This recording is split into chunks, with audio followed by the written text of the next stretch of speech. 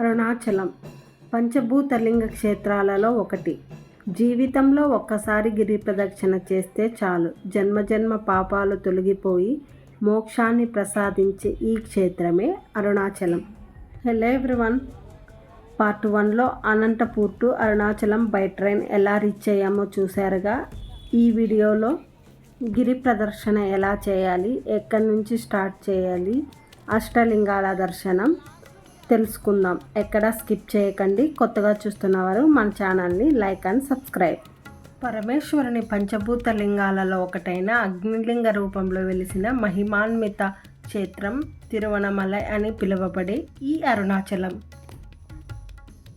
అరుణాచలం గిరి ప్రదక్షిణ చేసే టైంలో మనకు 8 దిక్కుల 8 శివలింగాలు అయితే దర్శనమిస్తాయి. వాటినే అష్టలింగాలు అని పిలుస్తారు. ఈ అష్టలింగాలతో పాటు ఇంకో 2 లింగాలు అయితే మనకి దర్శనమిస్తాయి. అవి సూర్యలింగం మరియు చంద్రలింగం. ఇవన్నీ దర్శించుకుంటేనే గిరి ప్రదర్శన.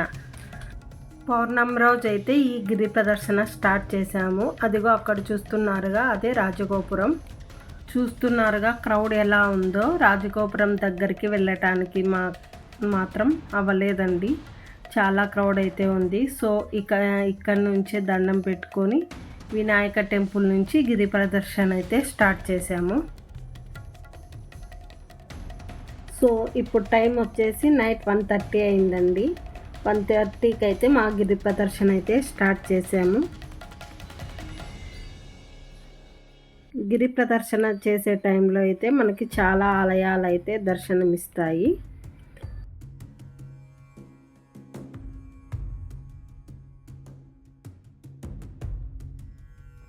సో ఇది వచ్చేసి రమణ మహర్షి ఆశ్రమం అండి. ఇక్కడి నుంచి గిరి ప్రదర్శన చాలామంది చేస్తారు.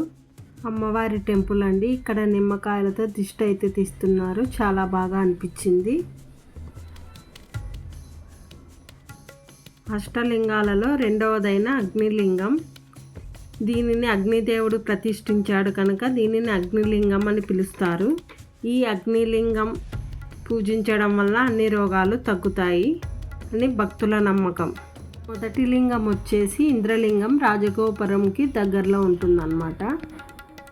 అగ్నిలింగం నుంచి కొంచెం అలా ముందుకెళ్ళాక అష్టలింగాలలో 3వ లింగమైన యమలింగం అయితే మనకి దర్శనమిస్తుంది. ఈ లింగాన్ని దర్శించడం వల్ల ఆర్థిక సమస్యలు అయితే తొలగిపోతాయట. అలా కొంచెం ముందుకెళ్తే మనకి వారాహి అమ్మవారైతే దర్శనమిస్తారు.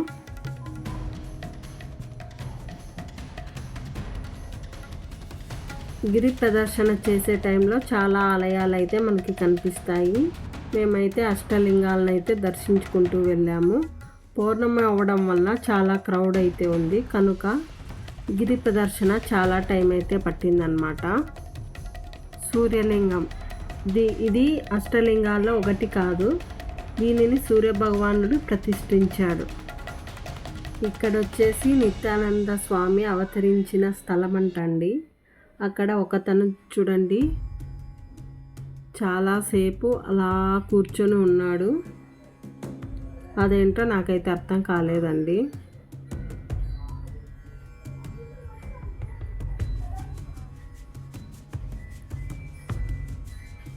అలా కొంచెం ముందుకెళ్తే అష్టలింగాల్లో 4వ లింగమైన నైరుతి లింగం ఈ లింగం దర్శించడం వల్ల కష్టాల నుంచి ఉపశమనం అయితే కలుగుతుందట.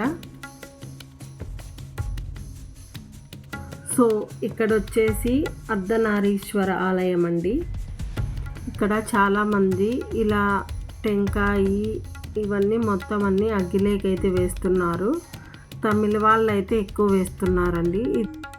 అష్టలింగాల్లో 5వ లింగం ఈ వరుణలింగం. వరుణదేవుడు ఈ లింగాన్ని ప్రతిష్ఠించాడు.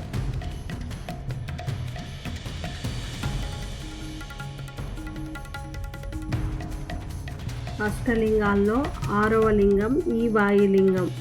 వాయుదేవుడు ప్రతిష్ఠించాడు ఈ లింగాన్ని. ఈ లింగాన్ని పూజిస్తే మహిళలకు, చిన్నపిల్లలకు ఏవైనా ఆరోగ్య సమస్యలు ఉంటే అవి తొలగిపోతాయని భక్తుల నమ్మకం.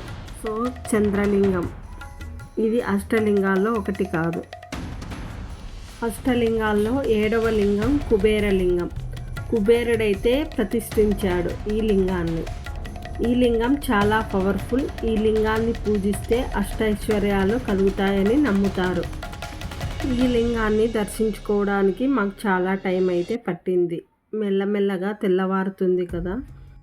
కుబేర లింగానికి కొంచెం దూరంలో మనకు మోక్ష మార్గం అయితే కనిపిస్తుంది. మోక్ష మార్గం గుండా వెళ్తే ఆరోగ్య సమస్యలు ఉండవని, పునర్జన్మ ఉండదని, మోక్షం లభిస్తుందని ఇక్కడ ప్రజలు నమ్ముతారు.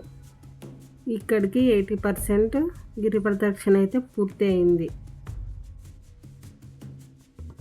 అష్టలింగాల్లో 8వ లింగం ఈశాన్య లింగం. దర్శించుకొని రాజగోపురం దగ్గరికి మనం ఎక్కడైతే గిరి ప్రదర్శన చేశామో అక్కడికైతే వెళ్ళాలన్నమాట. గిరి ప్రదర్శన పూర్తి అయ్యేటప్పటికి 7:30 అయిందండి మార్నింగ్. టోటల్గా గిరి ప్రదక్షిణ 6 అవర్స్ పట్టింది.